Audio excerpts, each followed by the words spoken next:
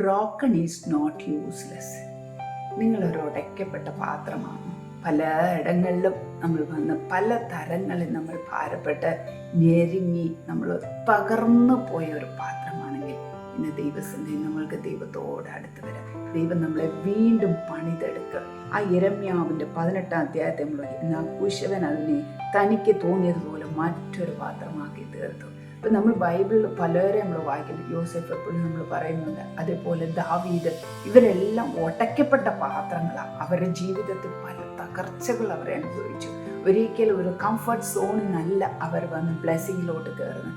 ഒടയ്ക്കപ്പെട്ട് കാട്ടിലും മേട്ടിലും എല്ലാമായിട്ട് എല്ലാവരാലും തള്ളപ്പെട്ട് വെറുക്കപ്പെട്ട് അങ്ങനെ ഒരു വല്ലാത്തൊരവസ്ഥ കൂടെ കടന്നു പോകുമ്പോൾ അവരെ വന്ന് ഉയർത്തി വലിയ രാജകീയമായ ചില അനുഭവങ്ങളിൽ കൂടെ അവരെ കൊണ്ടുവന്ന് അവരെ ഉയർത്തുന്നത്.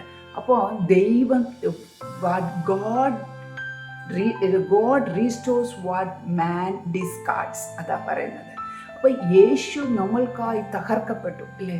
നമുക്ക് വേണ്ടിയിട്ട് ഭൂമിയിൽ വന്നത്. അതുപോലെ യേശു നമുക്കായി തകർക്കപ്പെട്ടപ്പോൾ ദൈവം അത് വലിയ ഒരു അനുഗ്രഹം, നമ്മളെ പുതിയ പാത്രങ്ങളാക്കി നല്ല അനുഗ്രഹപാത്രമാക്കി തീർക്കാൻ ആ യേശു നമ്മൾക്കായി കാൽവരയിൽ അടിക്കപ്പെട്ട് തകർക്കപ്പെട്ട് നുറുക്കപ്പെട്ട് യേശു എന്ന നാമം സകല നാമത്തിന് മേലായ നാമം, വാനോർ ഭൂലോക അധോലോക വാഴ്ത്തിപ്പാടുന്ന യേശു എന്ന നാമമായി അത് ഉയർത്തപ്പെട്ടു. തന്നെത്താൻ താഴ്ത്തി കൊടുത്തതിനാൽ അനുസരിച്ച് ഒരു കുഞ്ഞാടിനെ പോലെ താഴ്ത്തി കൊടുത്തപ്പോൾ യേശു അവിടെ താഴ്ത്തി കൊടുത്തപ്പോൾ അതിൻ്റെ നാമം എല്ലാ നാമത്തിലും മേലായ നാമമായി ഉയർത്തപ്പെട്ടു. അപ്പോൾ ഇന്ന് നിങ്ങൾ തകർച്ചയിൽ കൂടെ കടന്നു പോകുന്നുണ്ടെങ്കിൽ ദൈവം അത് വലിയൊരു അനുഗ്രഹമാക്കി, ഒരു വലിയ ഒരു ബ്ലെസ്സിങ് ആക്കി, ഒരിക്കലും ആരാലും തകർത്ത് കളയാൻ കഴിയാത്ത ഒരു മഹിമയിലേക്ക് ദൈവം നമ്മളെ നടത്തും. ദൈവം നിങ്ങളെ അനുഗ്രഹിക്കട്ടെ. God bless you.